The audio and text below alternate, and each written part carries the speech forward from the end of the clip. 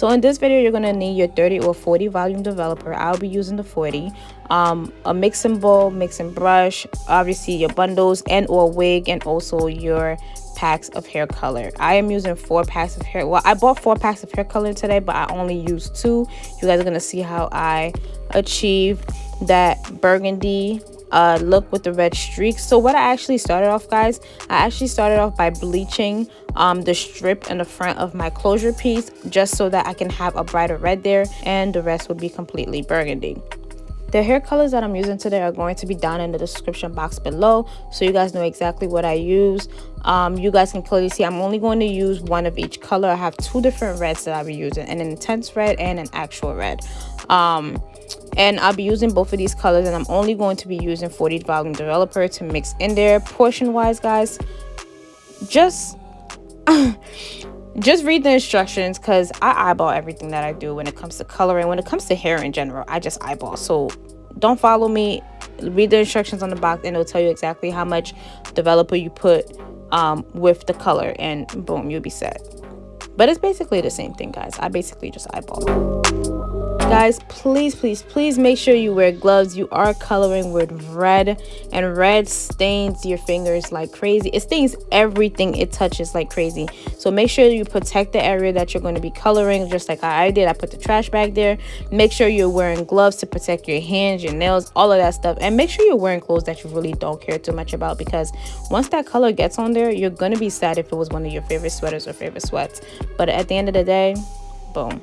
Before applying the color onto your hair, make sure you brush it well so that it's nicely detangled, and you can go ahead and put the color. I'm not actually going to use the applicator brush, the color applicator brush. I'm going to go ahead and just use my hands. Guys, I'm a village girl, so I just do things the easy way with my hands. So yeah, so I'm just grabbing some color, I'm tossing in there. I'm making sure like every strand is saturated. That's why you guys kind of see me, like, you know, opening up the bundles a little bit, putting more color in there. Don't be stingy with the color, guys. We have 4 packs of color, and I'm only gonna use 2 for this whole thing, so just keep watching. But I'm not being stingy at all with the color. I am making sure I comb right through with my fingers and making sure I get every single strand. You can also comb through with a brush or even a comb, just to make sure you're really saturating the hair really well. But I find it a lot easier to color my bundles first before making it into a wig, mainly because, you know, I'm able to kind of like measure exactly where I want everything, and it's not as messy for me. When I have to color a wig, I feel like it's a lot messier to do that than just doing the bundles and then going in and making my wig afterwards.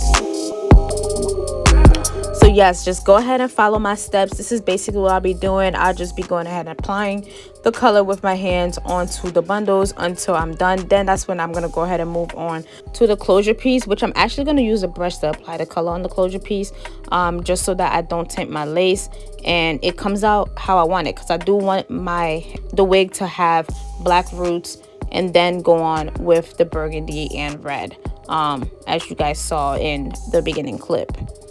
All right, so I'm just gonna let you guys go ahead and watch the rest of this, and I'll be back when it's time for the closure. I know I said I'm gonna let you guys watch, but I forgot to mention something. I'm sorry.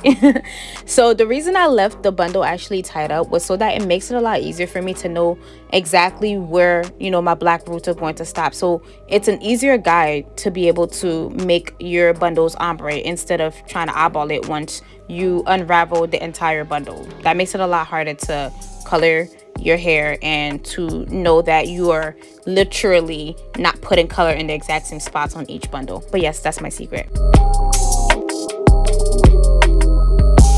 All right, guys, so we made it to the final step, and it's coloring the closure piece. So I don't know who told me to start the closure piece with my hands at first, you know, just putting it on the ends, and then that's when it dawned on me, like, Nelly, duh, you can't get the color on the lace. So after I started applying the color onto the ends, I realized that, and that's when I switched over to finally grabbing my brush and parting the closure piece by piece to apply the color. So basically the step that I'm going to do once I start using the brush is the step that you guys should follow from the beginning. So don't even put color on the closure like how I did in the beginning. Just skip right to how I did it with the brush and do it just like that, because that's the best and the safest way for you to not mess up your closure piece and or frontal piece. This is versatile for a closure or a frontal, and it works the exact same method even if you're doing on a wig. On a wig, make sure you do your closure piece separate on a wig and part section by section as you're putting the color on it.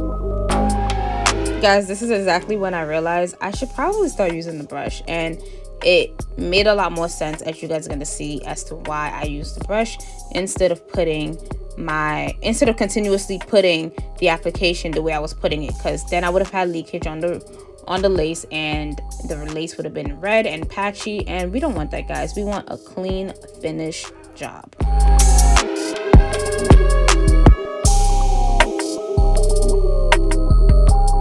You're going to make sure that when you are applying the color with the brush, you make sure you feather the top with the applicator brush so that it doesn't give it such a harsh finish. A harsh start with the color. When I was doing it with the bundles are a lot easier to blend it in there. It won't really show that you have a harsh line or not. But make sure when you are using the brush, always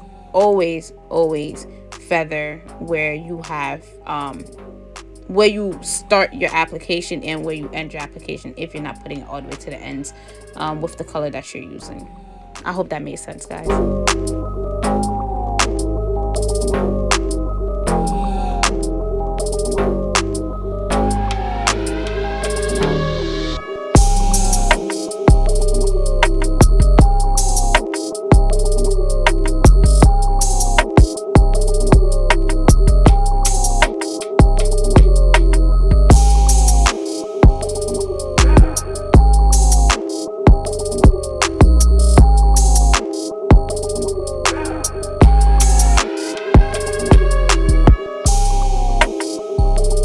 Now that we are done with the color application process, we're going to go ahead and cover up the closure and the bundles so that they can process for about 40 minutes. And after that, we'll be back with the wash routine.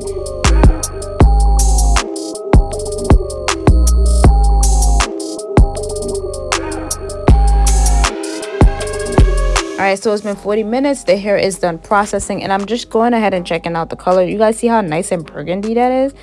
Beautiful. I love it. I actually wish it was a brighter burgundy, but it's okay. I still like this color. And next up, I'm going to check out the closure to see how well that took as well. And after that, we're going to go ahead and wash our hair.